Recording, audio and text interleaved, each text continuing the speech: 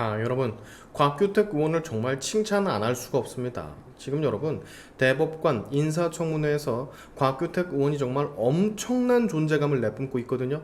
영상을 보시기에 앞서서 여러분이 해당 영상을 이해하기 쉽게 그 전 과정을 제가 설명을 드리도록 하겠습니다. 대법관 인사청문회임에도 불구하고 참석한 민주당 측 의원들이 이 인사청문회마저 정권의 견제 수단으로 이용하려는, 정쟁의 소스로 이용하려고 하는 이상한 행태를 보여주고 있었습니다.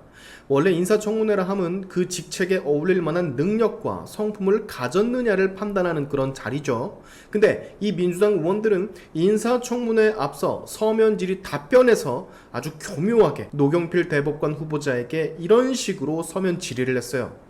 대통령을 포함한 고위공직자의 배우자가 인사청탁을 이유로 명품백을 받은 것에 대한 견해를 밝혀달라고, 이런 서면 질의. 그래서 대법관 후보 청문회 자리에 앉은 앞으로 대법관이 될 사람에게 해당 답변을 강제적으로 유도하게끔 만드는, 그래서 정권을 견제하려고 하는 수단으로 쓰려는 진짜 양아치스러운 짓을 했단 말이에요. 사법 시스템을 관장하는 대법원의 대법관이 될 사람이기 때문에 현재 정치적인 사안은 답을 할 수가 없음에도 불구하고, 이거를 민주당 의원들은 교묘하게 이용하며 강행했습니다.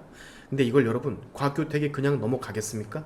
옳다구나, 너희 잘 걸렸다, 아주 작정을 하듯 곽규택 의원 그 자리에서 바로 이재명과 민주당을 진짜 탈탈 먼지나게 털어버리는데요. 곽규택 의원이 어떻게 민주당과 이재명을 돌려서 털어버리는지 지금부터 하이라이트 영상, 꼭 보셔야 할 영상 같이 보시고 해당 영상은 정말로 널리 퍼뜨려 주시면 감사하겠습니다. 요즘 따라 생각합니다. 곽규택이 10명 정도만 있었으면 좋겠다고. 같이 보시죠. 예, 부산 서구 동구 출신 곽규택입니다.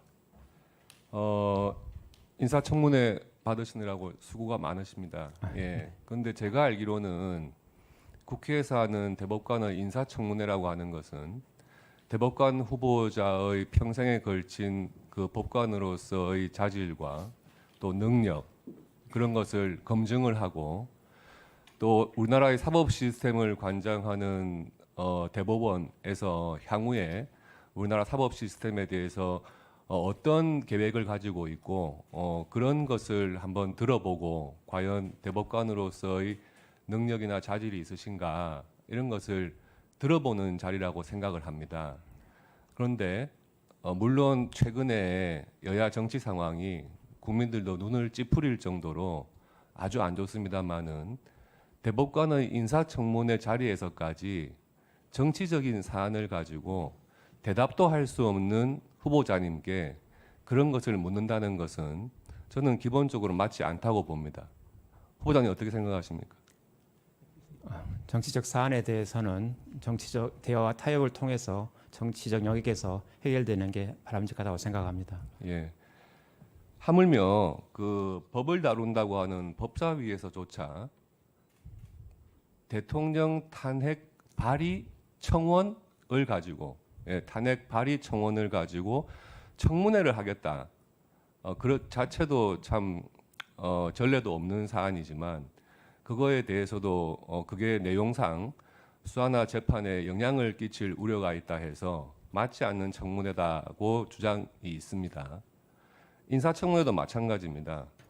지금 대법관으로서 사실 구체적인 사안에 대해서 판결을 하시게 될 수도 있는 입장인데, 지금 수사가 진행 중이거나 1심, 2심에서 재판 중인 사안을 가지고 지금 대법관 후보자께 그 사안을 물어본다는 것은 수사와 재판에 있어 가지고 상당한 안 좋은 영향, 정치적인 영향을 실제 사건 판결에 충분히 저는 안 좋은 영향을 미칠 수가 있다고 보거든요.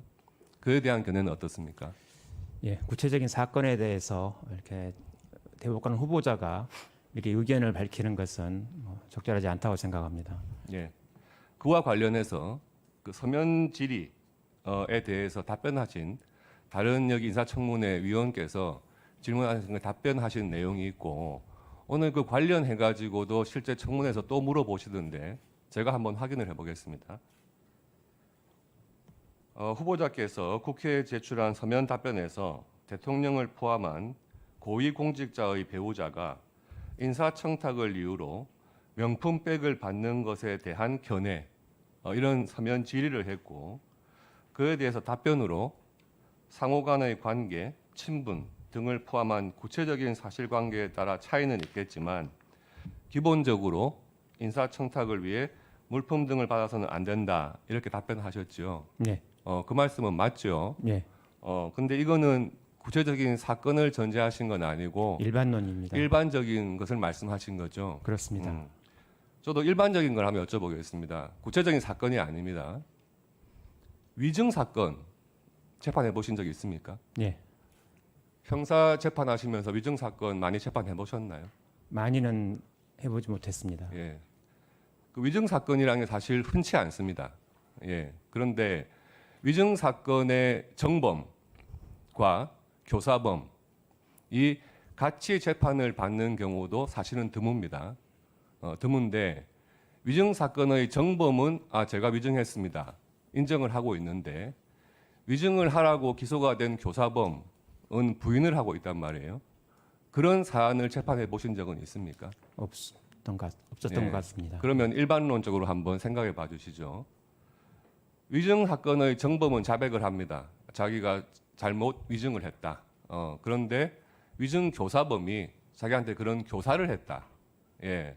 이렇게 주장을 하고 있고 그 위증 교사로 기소된 피고인은 부인을 하고 있습니다. 예. 그런데 우리 후보자께서도 아시듯이 정범과 교사범이 같이 재판을 받다가 유죄의 판결을 할 때 통상적으로는 정범보다는 교사범의 형량이 낮겠죠.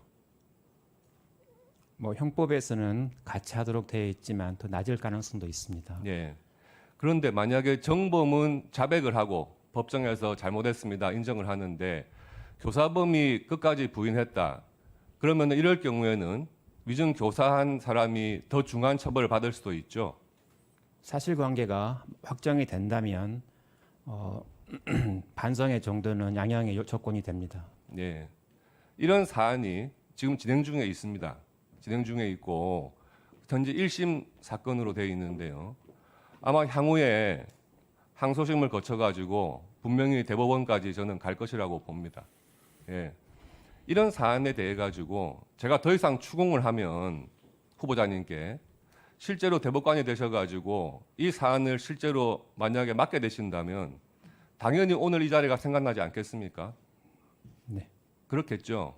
네. 그래서 청문회 자리에서 대법관의 인사청문회 자리에서 현재 수사 중인 사안이거나 재판이 진행 중인 사안에 대해서 대법관 후보자께 가정을 하면서 어떻게 하겠냐 이런 식의 질문은 정말로 이 사법부와 입법부가 서로 간에 조심해야 될 그런 질문이 아닌가 싶습니다. 어떻게 생각하십니까? 예, 현재 진행 중인 사건에 대해서 대법관 후보자가 견해를 밝히는 것은 하고심에 대해서 재판 개입의 여지도 있고 또 향후 그 업무를 담당한 재판 법관이 예단을 미리 표시하는 거라서 적절하지 않다고 생각됩니다. 예, 이상입니다.